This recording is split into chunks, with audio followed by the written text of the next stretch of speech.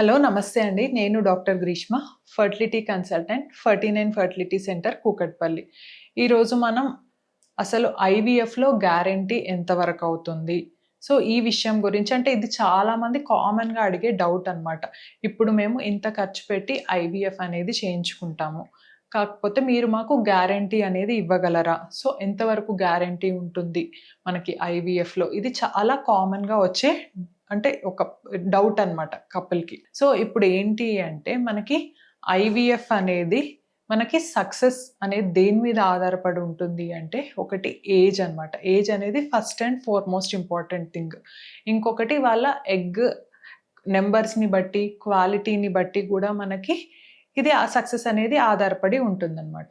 So, ఎప్పుడైనా మనం couple ఐవీఎఫ్‌కెళ్తే మనం ఏమని చెప్పొచ్చు అంటే మీరు అంటే వాళ్ళు ఒక సైకిల్ చేసుకుంటే మనకి సక్సెస్ రేట్ అనేది అరౌండ్ 50% వరకు ఉంటుంది అని చెప్తామన్నమాట. అట్లాగే ఇప్పుడు ఎవరైతే couple multiple cycles of IVF చేయించుకుంటే డెఫినెట్‌గా వాళ్ళకి సక్సెస్ రేట్ అనేది 70% వరకే ఉంటుందన్నమాట ఆ కపుల్‌కి. సో, ఎప్పుడైనా మనం ఒక సింగిల్ ఐవీఎఫ్ ద్వారా సక్సెస్ గ్యారంటీ అని చెప్పలేం. కాకపోతే మనం చూసేది ఏంటి అంటే వాళ్ళకి ఒక ఐవీఎఫ్ ఫెయిల్ అయినా కూడా మనకి నెక్స్ట్ అంటే 2, 3 ఐవీఎఫ్స్ తర్వాత సక్సెస్ అయిన వాళ్ళని చూస్తామన్నమాట. ఇప్పుడు నార్మల్‌గా కపుల్‌కి ఒక ఐవీఎఫ్ సైకిల్ ఫెయిల్ అయిన తర్వాత నెక్స్ట్ ఐవీఎఫ్‌కెళ్లారనుకోండి, మనకి సక్సెస్ ఛాన్సెస్ అనేవి ఫస్ట్ కంటే కూడా ఇంకొంచెం ఎక్కువ ఉంటాయన్నమాట. సో, ఇంకా ఇది ఏజ్ అనమాట. అంటే మనకి ఎప్పుడైనా 38 ఇయర్స్ కంటే లెస్ ఉన్నారనుకోండి, వాళ్ళ లోపల మనకి సక్సెస్ ఛాన్స్ అనేది కూడా ఎక్కువ ఉంటుంది. ఇప్పుడు ఐవీఎఫ్ అనేది ఒక వెరీ కాంప్లెక్స్ ప్రాసెస్ అనమాట. అంటే మనకి చాలా కెమికల్ రియాక్షన్స్ ఎన్నో జరిగితేనే మనకి అంటే ఒక పిండం అనేది ప్రాణం పోసుకుంటుందనమాట. అంటే అది మనం అంటే స్టడీ చేసింది కేవలం 10% అనమాట. చాలా వరకు మనకి అన్నోన్ రీజన్స్ అనేవి కూడా చాలా ఉంటాయన్నమాట. ఇవన్నీ ఎన్నో సరిగ్గా జరిగితేనే మనకి సక్సెస్ అనేది ఉంటుందన్నమాట. సో, ఎప్పుడైనా మనకి సింగిల్ ఐవీఎఫ్ సైకిల్‌లో సక్సెస్ అనేది గ్యారంటీ ఉంటుందా అంటే అది ఎవరు చెప్పలేని విషయం అనమాట. అది వాళ్ళ జెనెటిక్ క్వాలిటీని బట్టి, వాళ్ళ ఎగ్ క్వాలిటీని బట్టి, ఆ తర్వాత వాళ్ళ లోపల ఎండోమెట్రియంని బట్టి కూడా మనకి సక్సెస్ అనేది ఆధారపడుతుందనమాట. సో, మనం అందుకే ఒక ఐవీఎఫ్ సైకిల్ మనకి ఫెయిల్ అయిన తర్వాత వెంటనే హిస్ట్రోస్కోపీ అట్లా చేసుకుంటే ఏంటి అంటే మనకి లోపల ఎండోమెట్రియం ఏమన్నా ప్రాబ్లం ఉందా? సో, వాటికి బ్లడ్ ఫ్లో ఎట్లా ఉంది? అంటే మనకి పాలిపాయిడల్ ఏమన్నా ఉందా? లేదు క్రానిక్ ఎండోమెట్రైటిస్ చిన్న ఇన్ఫెక్షన్ లాంటిది ఏమన్నా ఉందా? ఇవన్నీ కూడా మనకు తెలుస్తాయన్నమాట. సో, నెక్స్ట్ ఐవీఎఫ్ సైకిల్‌లో వాటన్నిటిని క్లియర్ చేసుకొని వెళ్తే మనకి డెఫినిట్‌గా సక్సెస్ అనేది ఎక్కువ ఉంటుందన్నమాట.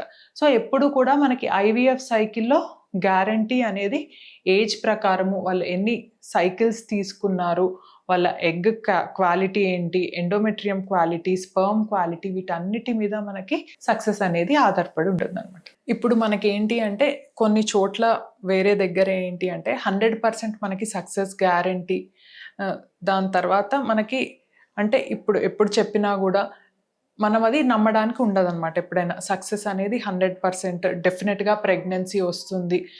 లేకపోతే మనీ బ్యాక్ ఇట్లాంటివన్నీ ఏమైనా ఉన్నా కూడా వాటికి కండిషన్స్ అప్లై అనేవి డెఫినెట్‌గా ఉంటాయన్నమాట.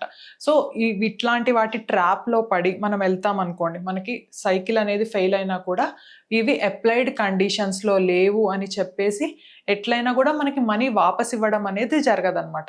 సో, ఇవన్నీ అర్థం చేసుకొని కపుల్ ఎవరైనా కూడా సో, బెస్ట్ ఫర్టిలిటీ సెంటర్ ఎప్పుడైనా కూడా మనం ఫర్టిలిటీ సెంటర్‌కెళ్ళినప్పుడు వాటి సక్సెస్ రేట్ ఎంతుంది, అది చెక్ చేసుకోవడము, ల్యాబ్ క్వాలిటీ ఎట్లా ఉంది, అవన్నీ దృష్టిలో పెట్టుకోవడం ఇంపార్టెంట్ అనమాట. అంటే మనకి తక్కువ సైకిల్స్‌లో అంటే మనకి తక్కువ డబ్బులతో వాళ్ళు 100% గ్యారంటీ ఇచ్చారు, మనీ బ్యాక్ ఇచ్చారు ఇట్లాంటివన్నీ కాకుండా కూడా ఇదంతా మనకి ఇది ట్రాన్స్‌పరెంట్‌గా అనమాట. ఎప్పుడు కూడా మనకి 100% సక్సెస్ అనేది ఎక్కడా కూడా ఉండదనమాట. అది ఎవరైనా చెప్పినా కూడా అది నమ్మడం అంటే మనకి ఫూల్ అవ్వడం అనమాట.